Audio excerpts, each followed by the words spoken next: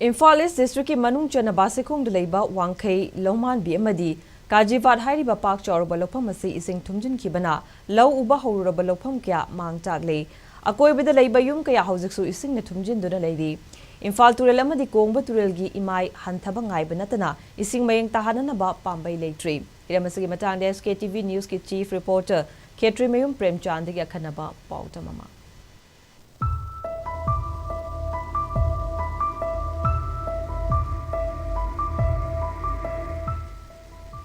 How kiba leba pokpon dumita kongba turelga Imphal turelga punsilamdai kongba irong haina khangnariba mafam aduga nakna leiba kongba turel torban kaibadagi chenselakhiba isingna ngasisu mafam kaya thumjinduna leiri Basikhongi mafam ayamba ising thumjin khibagi manungda wangkhai longmanbi amadi kajibat hairiba pak chauraba Loupham ani asisu isingna thabak yauna thumjin khibadagi lau uba Houruraba Loupham kaya amadi Ngagi farm tauba yauna tungan ba mahi marong thaba Loupham kaya amangata nangle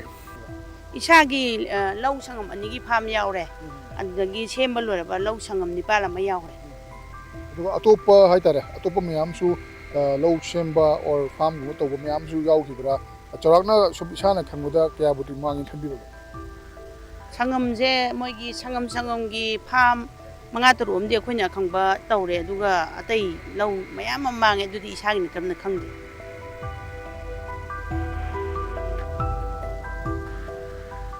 Miyoi kaya lambi mapanda ten khanduna changjafam loduna leiri lonena yumda yokpa sha sansingsu saphagadaba mafam singda puthoktuna leiri amaromda ising kangba ngaibada yamdrabada tha amarom changani haiba wafam asi lakli masisu karigomba Imphal turel amadi kongma turelgi imai hantadrabadi ising chenthokpham leitabagi khudong chadaba mayoknaba yari Masih area saya Mangatur ki manung ge hek thumbagi ko latest 2018 gi da ko amon thungre ko adu mamang gi thungre ko ne hek angang wi nei te gi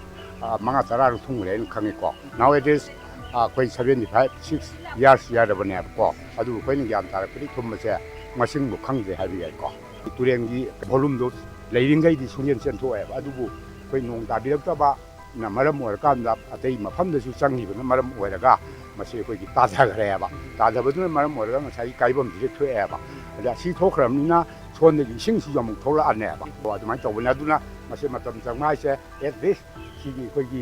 si le di balik di kiam le di bahan kian ko, kalau kudung sini sok si yum ni macam badi more than 1 month sen.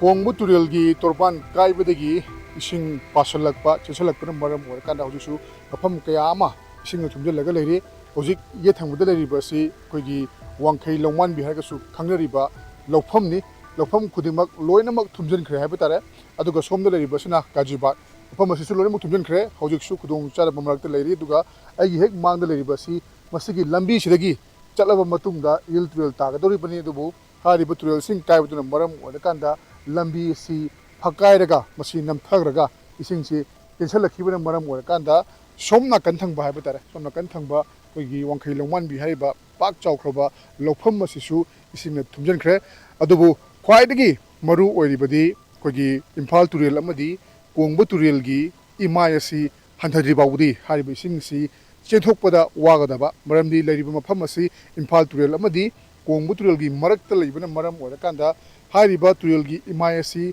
Hantaji paudi domak singsi laibagi pibam da leiri aduna maram morkana karigumba ekhoigi makhatana nong tadrabadi tamna sing mai meng takiba matamda famase thumjeliba sing asisu adumong meng takigani adubu karigumba nong si makhatana chuba taragadi hojik lariba pibam masidagi ihan hantatana adumak khudong charaba kaya mayok nerga leiba ama oipasu yari aduna maram morkanda afam masida leiriba yum sing kundariba miyamna thinariba khudong charaba sing asi Mailene basingna miyeng changba gitangai fadaba leiri SKTV News ki damak wangkhai longman bidagi Ketri Mayum Prem Chan Imphal East